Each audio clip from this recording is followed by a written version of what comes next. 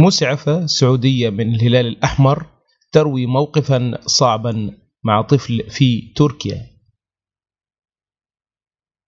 روت مسعفة سعودية من الهلال الأحمر موقفا صعبا مع طفل في تركيا.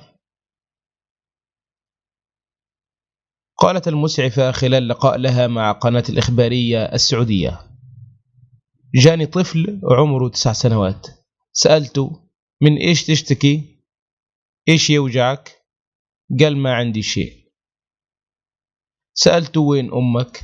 أبوك؟ أهلك؟ قال: ما عندي أحد. أخذته في زاوية كنت أبغي أواسيه، ولكن الآية انقلبت وصرنا قاعدين نواسي بعض.